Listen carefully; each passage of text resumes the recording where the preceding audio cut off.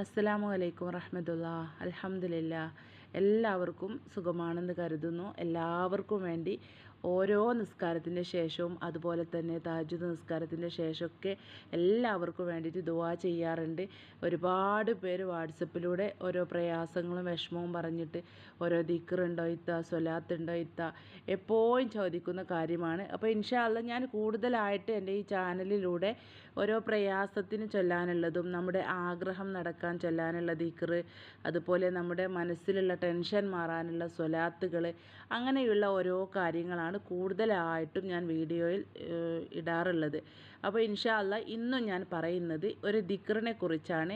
ഈ ഒരു ദിക്റ് ഞാൻ ഒരുപാട് തവണ നിങ്ങളോട് പറഞ്ഞ ദിക്റാണ്. ചൊല്ലിയാൽ പെട്ടെന്ന് നമുക്കതിന് ഫലം കിട്ടുന്നൊരു ദിക്റാണ്. ഇൻഷാ അല്ലാഹ് ഇത് ചൊല്ലേണ്ടത് തനിച്ചിരുന്നു കൊണ്ട് ചൊല്ലുക. അതായത് ഒരു റൂമിൽ കയറിയിട്ട് സൗണ്ടും കാര്യവും ഒന്നുമില്ലാതെ ഏകാന്തയായിട്ട് ഒരു എന്താ പറയുക, സൗണ്ടൊന്നും ഇല്ലാണ്ട് ഇങ്ങനെ ഒറ്റക്കായിട്ട് ഇങ്ങനെ ചൊല്ലുക.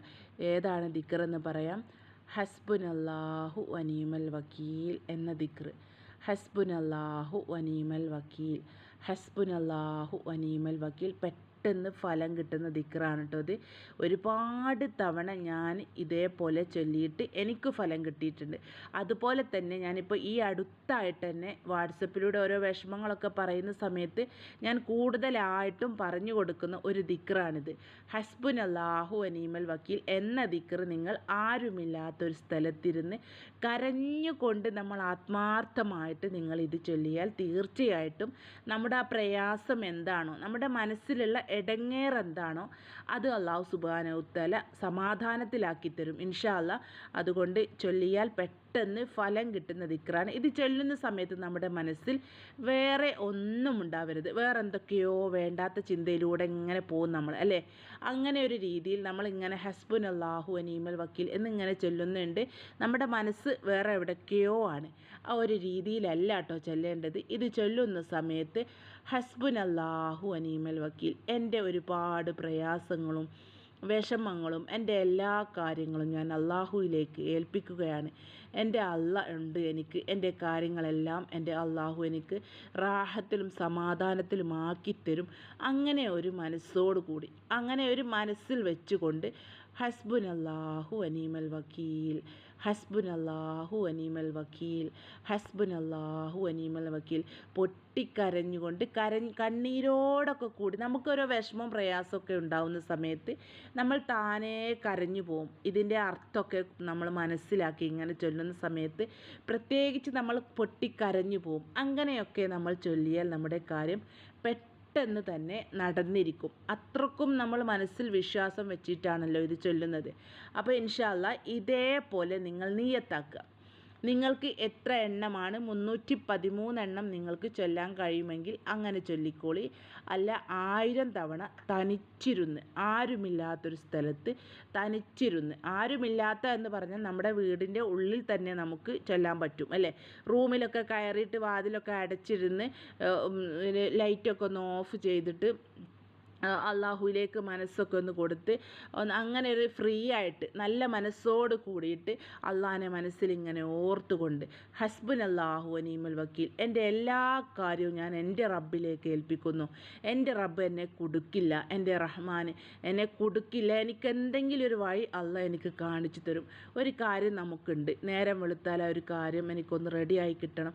അങ്ങനെയൊക്കെ ഉണ്ടെങ്കിൽ നിങ്ങൾ രാത്രി തനിച്ചിരുന്നു കൊണ്ട് ചൊല്ലുക, ഇങ്ങനെ ചൊല്ലുക. അപ്പം നിങ്ങളെ മനസ്സിൽ വേണം എൻ്റെ റബ്ബ് എന്തെങ്കിലും ഒരു വഴി എനിക്ക് കാണിച്ചു തരും. അതിപ്പോൾ നമ്മൾ എന്ത് കാര്യമായിക്കോട്ടെ, നമുക്ക് ആ ഒരു വിശ്വാസം നമ്മൾ ഉള്ള ആളാണോ നമ്മൾ എങ്കിൽ നമ്മളെ ഒരിക്കലും നമ്മൾ പ്രയാസപ്പെടേണ്ടി വരില്ല. എന്തെങ്കിലും പ്രശ്നവും പ്രയാസമൊക്കെ വരുന്ന സമയത്ത് ആകെ തളർന്ന് എന്താ ചെയ്യുക എന്ന് വിചാരിച്ചിട്ട് അലറി വിളിച്ച് പൊട്ടിക്കരഞ്ഞ് അങ്ങനെയല്ല, അള്ളാഹുവിലേക്ക് ഏൽപ്പിക്കുക. തവക്കൽതു അലല്ലാഹ്, ഞാൻ റബ്ബിലേക്ക് ഏൽപ്പിച്ചു, അള്ളാഹ് എന്താ തീരുമാനിക്കത് അത് നടക്കും. അങ്ങനെ ഒരു വിശ്വാസം വെക്കുക. അള്ളാഹു എന്നെ കുടുക്കില്ല, ഇതുവരെ അള്ളാഹ് എന്നെ കുടുക്കിയിട്ടില്ല, ഏതവസ്ഥയിലും അള്ളാഹു എന്നെ കൈപിടിച്ചിട്ടുണ്ട്. ആ ഒരു വിശ്വാസം എൻ്റെ മനസ്സിലുണ്ട്. നമ്മൾ കുടുങ്ങില്ല. നമുക്ക് ഓരോ പ്രയാസവും വിഷമമൊക്കെ വരുന്ന സമയത്ത് അങ്ങനെ നമ്മുടെ മനസ്സാവണം. അതിന് നമ്മൾ എന്ത് വേണം? അള്ളാഹുവുമായിട്ട് കൂടുതൽ അടുക്കണം, അല്ലേ? അള്ളാഹുവിന് ഇഷ്ടമുള്ള കാര്യങ്ങൾ നാം ചെയ്യണം. അള്ളാഹുവിലേക്ക് കൂടുതലായിട്ട് നമ്മൾ അടുക്കണം. അപ്പം നമ്മുടെ മനസ്സിൽ തന്നെ തോന്നും, എനിക്ക് എൻ്റെ അള്ളയുണ്ട്, അള്ളാഹ് എന്നെ കുടുക്കില്ല, എനിക്ക് എന്തെങ്കിലും ഒരു വഴി അള്ളാഹ് കാണിച്ചു തരും. അതുകൊണ്ടാണ് ഞാൻ പറയാറുണ്ട് നിങ്ങളോട് എപ്പോഴും സ്വലാത്ത് അധികരിപ്പിക്കണം നിങ്ങൾ എന്ന്. എപ്പോഴും സ്വലാത്ത് ചെല്ലുക. നമുക്ക് ഒഴിവ് കിട്ടുന്ന സമയത്തൊക്കെ സ്വലാത്ത് അധികരിപ്പിക്കുക. അതുപോലെ തന്നെ ദിക്ർ അധികരിപ്പിക്കുക. അള്ളാഹ്ക്ക് ഇഷ്ടമുള്ള കാര്യങ്ങളൊക്കെ അള്ളാഹുവിന് ഇങ്ങനെ ദിക്ർ ചെല്ലുക. അങ്ങനെയുള്ള കാര്യങ്ങളൊക്കെ ചൊല്ലി അള്ളാഹുവിൻ്റെ ഇഷ്ടം നമ്മൾ ഏറ്റെടുക്കണം. നമ്മളെ കൽബിൽ അള്ളാഹുവിനോടുള്ള ഇഷ്ടം ഇങ്ങനെ കൂട്ടിയെടുക്കണം. മുത്ത് റസൂലിനോട് കൂടുതലായിട്ട് നമുക്ക് ഹുബ്ബ് ഉണ്ടാക്കിയെടുക്കണം, ഇഷ്ടമുണ്ടാക്കിയെടുക്കണം. അപ്പം നമ്മൾ ഒരു പ്രയാസം നമുക്ക് വന്നാലും, എത്ര വലിയ ഇടങ്ങേറിൽ നമ്മൾ കുടുങ്ങിയാലും, ആ കുടുക്കിൽ നിന്ന് അള്ളാഹ് നമ്മളെ രക്ഷിക്കും. നമ്മൾ തന്നെ കാത്തിരിക്കും. നമുക്ക് തന്നെ മനസ്സിൽ തോന്നും, അള്ളാഹ് എന്നെ കുടുക്കില്ല, എനിക്ക് എന്തെങ്കിലും വഴി എനിക്ക് അള്ളാഹ് കാണിച്ചു. നമുക്ക് ഒരുപാട് ബുദ്ധിമുട്ടിലാണ്. ഞാനിപ്പോൾ നിങ്ങളോട് പറയാറുണ്ട്, നമ്മളെ മോളെ കല്യാണം കഴിക്കാനൊക്കെ ഉണ്ട്, ഒരു നിവൃത്തി നമുക്കില്ല, ഒരു 5 പൈസ നമ്മുടെ കയ്യിലില്ല, അല്ലെങ്കിൽ നമുക്കൊരു വീടുണ്ടാവണം, ആ വീടിൻ്റെ പണി ഒന്നും ചെയ്യാൻ ഒരു പൈസ പോലും എൻ്റെ കയ്യിലില്ല. അപ്പം നമുക്ക് തന്നെ തോന്നും, അള്ളാഹ് ഉണ്ടല്ലോ, അള്ളാഹ് എന്തെങ്കിലും കാണിച്ചു തരും, അള്ളാഹു എന്തെങ്കിലും വഴി നമുക്ക് തുറന്നു തരും. അങ്ങനെ ഒരു മനസ്സ് നമുക്ക് തോന്നും. അത് തോന്നണമെങ്കിൽ അള്ളാഹുവുമായിട്ട് നമ്മൾ കൂടുതലായിട്ട് അടുക്കണം. നമ്മളെ ഇടങ്ങേറും പ്രയാസവും ഒക്കെ അള്ളാഹു റാഹത്തിലും സമാധാനത്തിലും ആക്കിത്തരും ഇൻഷാ അല്ലാഹ്. അപ്പം ഞാൻ ഇന്ന് പറഞ്ഞത് ഹസ്ബുനല്ലാഹു വനീമൽ വക്കീൽ എന്ന ദിക്റുണ്ടല്ലോ. നിങ്ങൾക്ക് എന്ത് പ്രയാസമായിക്കോട്ടെ, ഇനി എന്താ ഞാൻ ചെയ്യുക എന്നൊക്കെ നിങ്ങൾ കരുതിയിരിക്കുകയാണെങ്കിൽ പോലും നിങ്ങൾ മനസ്സിൽ നിയ്യത്താക്കി വെക്കുക. ഇൻഷാ അല്ലാഹ് ഇന്നത്തെ രാത്രി നിങ്ങൾ മഗ്‌രിബൊക്കെ നമസ്കാരമൊക്കെ കഴിഞ്ഞിട്ട്, ഇശാ നിസ്കാരമൊക്കെ കഴിഞ്ഞിട്ട്, ഫുഡൊക്കെ കഴിച്ച് ഭക്ഷണമൊക്കെ കഴിച്ചതിന് ശേഷമായിട്ട് നമ്മൾ ഒരു ഏകാന്തതയുള്ളൊരു സ്ഥലത്ത്, നമ്മൾ ഖുർആൻ ഓതാനൊക്കെ ഇഷ്ടപ്പെടുന്ന ഓരോ സ്ഥലം നമ്മുടെ വീട്ടിനുള്ളിലുണ്ടാവും, അല്ലേ? അങ്ങനെയുള്ളൊരു സ്ഥലത്തൊക്കെ ഇരുന്നു കൊണ്ട് നിങ്ങളിങ്ങനെ ഒറ്റയ്ക്ക് ഇങ്ങനെ ചൊല്ലുന്ന സമയത്ത് മനസ്സിൽ അള്ളാഹിനെ ഇങ്ങനെ ഓർക്കുക, അള്ളാഹുവിനെ ഇങ്ങനെ ഓർക്കുക. എൻ്റെ കാര്യങ്ങളൊക്കെ ഞാൻ റബ്ബിലേക്ക് ഏൽപ്പിക്കുകയാണ്. ഒരുപാട് വിഷമങ്ങളും ബുദ്ധിമുട്ടുകളും ടെൻഷനുകളും എൻ്റെ മനസ്സിലുണ്ട്. എൻ്റെ കാര്യങ്ങളൊക്കെ അള്ളാഹു റാഹത്തിലും സമാധാനത്തിലും ആക്കി തരട്ടെ എന്ന് നിങ്ങൾ നിയ്യത്താക്കിയിട്ട് 313 അല്ലെങ്കിൽ 1000 തവണയാണോ നിങ്ങൾക്ക് ഇത് ചൊല്ലാൻ കഴിയുന്നത് എങ്കിൽ അങ്ങനെ ചൊല്ലിക്കോളി. പെട്ടെന്ന് നിങ്ങൾ നേരം വെളുക്കുമ്പോൾ തന്നെ, അല്ലെങ്കിൽ ഇത് ചൊല്ലി തീരുമ്പോൾ തന്നെ അള്ളാഹു ആ കാര്യം റാഹത്തിലാക്കിയിട്ടുണ്ടാവും ഇൻഷാ അല്ലാഹ്. അത്രക്കും തഖ്വയോട് കൂടിയിട്ട്, വിശ്വാസത്തോട് കൂടിയിട്ട് നിങ്ങൾ ചെയ്തു നോക്കുക. നിങ്ങളെ കാര്യം അള്ളാഹു റാഹത്തിലും സമാധാനത്തിലും ആക്കി തരട്ടെ. എന്ത് കാര്യത്തിനാണ്, എന്ത് പ്രയാസത്തിനാണ് നമ്മൾ ഈ ഒരു ദിക്ർ നിയ്യത്താക്കി ചൊല്ലാൻ പോകുന്നത് എങ്കിൽ ആ ഒരു കാര്യം പെട്ടെന്ന് തന്നെ മിനിറ്റുകൾക്കുള്ളിൽ അള്ളാഹു റാഹത്തിലാക്കി തരട്ടെ. ആമീൻ യാ റബ്ബൽ ആലമീൻ. അപ്പോൾ അതുപോലെ തന്നെ ഒരു സ്വലാത്തും കൂടി ഇന്ന് ഞാൻ നിങ്ങളോട് പറഞ്ഞു തരാം. എപ്പോഴും എന്നോട് ചോദിക്കാറുണ്ട് ദിക്റും സ്വലാത്തും ഒക്കെ പറഞ്ഞു തരണം ഇത്ത എന്ന്. അപ്പോൾ ഞാൻ ഇന്ന് പറയുന്ന സ്വലാത്ത് നമുക്കെല്ലാവർക്കും പരിചയമുള്ള സ്വലാത്താണ്, നമ്മളെല്ലാവരും ചൊല്ലുന്നതുമാണ്. പെട്ടെന്ന് ചൊല്ലിയാൽ തീ പടരും പോലെ നമ്മുടെ കാര്യങ്ങൾ റാഹത്തിലാകുന്ന സ്വലാത്താണ്. ഏത് സ്വലാത്ത് എന്ന് നിങ്ങൾക്ക് തന്നെ മനസ്സിലായിട്ടുണ്ടാവും. സ്വലാത്തുൻ നാരിയ, പെട്ടെന്ന് നമുക്ക് ഫലം കിട്ടുന്ന സ്വലാത്താണ്. ഞാൻ നിങ്ങളോട് കുറച്ച് മുന്നേ ആയിട്ട് വീഡിയോയിൽ പറഞ്ഞിട്ടുണ്ടായിരുന്നില്ലേ, ഓരോ ഫർള് നമസ്കാരത്തിൻ്റെ ശേഷവും നിങ്ങൾ 11 നാരിയത്ത് സ്വലാത്ത് നിയ്യത്താക്കിയിട്ട് ചൊല്ലിക്കോളി എന്ന്. ഓരോ ഫർള് നമസ്കാരം, ളുഹറിൻ്റെ ശേഷം 11, അസറിൻ്റെ ശേഷം 11, മഗ്‌രിബിൻ്റെ ശേഷം 11, ഇശാഇൻ്റെ ശേഷം 11, സുബഹിൻ്റെ ശേഷം 11, ഈ ഒരു രൂപത്തിൽ നിങ്ങൾ നിയ്യത്താക്കി പോരുക. ഇനി എല്ലാ ഫർള് നമസ്കാരത്തിൻ്റെ ശേഷവും ഞാൻ 11 നാരിയത്ത് സ്വലാത്ത് എൻ്റെ മരണം വരെ ഞാനത് നിലനിർത്തി പോരുമെന്ന്. ഞങ്ങളെ ജീവിതത്തിലുള്ള എല്ലാ ഇടങ്ങേറും പ്രയാസവും പ്രശ്നവും തീർന്നു കിട്ടാൻ, സാമ്പത്തികമായിട്ടുള്ള പ്രയാസമാണെങ്കിൽ അങ്ങനെ തീരാൻ, കടം കൊണ്ട് വിഷമം അനുഭവിക്കുന്നതാണെങ്കിൽ അത് മനസ്സിൽ വെച്ച് ചെല്ലുക, അല്ലെങ്കിൽ ഞങ്ങളെ ജീവിതത്തിൽ, ഞങ്ങളെ കുടുംബത്തിൽ എല്ലാ പ്രയാസവും തീരാനും സന്തോഷവും സമാധാനവുമുള്ള ജീവിതം ഞങ്ങൾക്കുണ്ടാവാനും വേണ്ടി ഇതേപോലെ ഞാൻ നിയ്യത്താക്കിയിട്ട് ചൊല്ലും എന്ന് നിങ്ങൾ ഇൻഷാ അല്ലാ മനസ്സിൽ നിയ്യത്താക്കുക. അതേപോലെ തന്നെ എല്ലാ മഗ്‌രിബ് നമസ്കാരത്തിൻ്റെ ശേഷവും അശുദ്ധിയില്ലാത്ത അശുദ്ധിയുള്ള സമയത്ത് നമുക്ക് ഖുർആൻ എടുക്കാൻ പാടില്ല. മഗ്‌രിബ് നമസ്കാരം കഴിഞ്ഞിട്ട് ഇതുപോലെ തന്നെ നമ്മുടെ ഇടങ്ങേറുകളും പ്രയാസങ്ങളും ഒക്കെ തീരാൻ വേണ്ടിയിട്ട് മുത്ത് റസൂലിൻ്റെ പേരിൽ യാസീൻ ഓതണം. ഞാൻ ഒരുപാട് വീഡിയോയിൽ പറഞ്ഞിട്ടുണ്ട്. ഇപ്പോൾ ഞാൻ പറയുന്നത് അത് കേൾക്കാത്തവർ ഈ ഒരു വീഡിയോ കാണുന്നുണ്ടെങ്കിൽ അവരുടെ ജീവിതത്തിൽ അത് അവർ നിലനിർത്തട്ടെ. എല്ലാ കാര്യങ്ങളും ഐശ്വര്യം നമ്മുടെ ജീവിതത്തിൽ ഉണ്ടാവാൻ, സന്തോഷം സമാധാനവുമുള്ള ജീവിതം നമുക്ക് അള്ളാഹു തരും. എല്ലാ ദിവസവും മുറുകെ പിടിക്കുക. മുത്ത് റസൂലിൻ്റെ പേരിൽ യാസീൻ ഓതാത്ത ഒരു ദിവസവും എനിക്കുണ്ടാവില്ല എന്ന്. ഇനി നമുക്ക് എങ്ങോട്ടെങ്കിലും നമ്മൾ പോകുന്ന സമയത്തൊക്കെ അവിടുന്ന് നമുക്ക് ഖുർആൻ എടുത്ത് ഓതാൻ പറ്റിയില്ല എങ്കിലും നമ്മൾ വീട്ടിൽ നിന്ന് തന്നെ നമ്മൾ അത് എപ്പോഴെങ്കിലും നമുക്ക് ഒഴിവ് കിട്ടുന്ന സമയത്ത് അത് ഓതുക. ഞാനല്ലെങ്കിൽ ഇന്നലെ എനിക്ക് ഓതാൻ പറ്റിയിട്ടില്ല, ഇന്ന് ഞാൻ ഇന്നലത്തേത് കളാക്കി ഞാൻ ഓതുന്നു മുത്ത് റസൂലിൻ്റെ പേരിൽ നിന്ന്. അത്രക്കും നിങ്ങൾ നല്ല അതൊരു വലിയൊരു കാര്യമാക്കി തന്നെ കൊണ്ടു നടക്കുക. ചെറിയൊരു കാര്യമാക്കിയിട്ട് ഒരു വില വെക്കാതെ നിൽക്കരുത്. അത് നിങ്ങളെ ജീവിതത്തിൽ ഒരു കുറച്ച് മാസങ്ങൾ മാത്രം നിങ്ങളൊന്ന് അതേപോലെ ഒന്ന് ചെയ്തു നോക്കി. അതുപോലെ സ്വലാത്ത് നിലനിർത്തുക. ഒരു ദിവസം 100 സ്വലാത്തെങ്കിലും നിങ്ങൾ ചൊല്ലാത്ത ഒരു ദിവസം ഉണ്ടാവരുത്. അതേപോലെ തന്നെ മുത്ത് റസൂലിൻ്റെ പേരിൽ യാസീൻ ഓതാത്ത ഒരു ദിവസം പോലും ഉണ്ടാവരുത്. എന്നിട്ട് നിങ്ങളെ ജീവിതത്തിൽ നിങ്ങൾക്ക് തന്നെ ഓരോരോ മാറ്റങ്ങൾ വരുന്നത് നിങ്ങൾക്ക് കാണാൻ കഴിയും. ഞാൻ എൻ്റെ അനുഭവത്തിൽ നിന്നാണ് നിങ്ങളോട് ഇത് ഷെയർ ആക്കുന്നത്. ഇൻഷാ അല്ലാ ഈ പറഞ്ഞ കാര്യം നിങ്ങൾ ക്ഷമയോട് കൂടിയിട്ട് കേട്ടതിൻ്റെ ശേഷം ഇതേപോലെ നിലനിർത്താൻ നോക്കുക. അതുപോലെ തന്നെ ഒരു ദിവസം ചുരുങ്ങിയതൊരു 100 സ്വലാത്തെങ്കിലും ചൊല്ലാൻ നോക്കുക. എല്ലാ ദിവസവും വേണം കേട്ടോ. അല്ലാതെ ഒരു ദിവസം 2 ദിവസം മാത്രം ചെയ്തിട്ട് പിന്നെ അത് നിർത്തി വെക്കുക, അങ്ങനെയല്ല. ഞാൻ നിങ്ങളോട് നേരത്തെ ഇന്ന് രാവിലെ വിട്ട വീഡിയോയിൽ ഞാൻ പറഞ്ഞിട്ടുണ്ട്, എല്ലാ ദിവസവും ചെയ്യുന്ന അമലിനോടാണ് അള്ളാഹ്ക്ക് ഇഷ്ടമുണ്ടാകുക.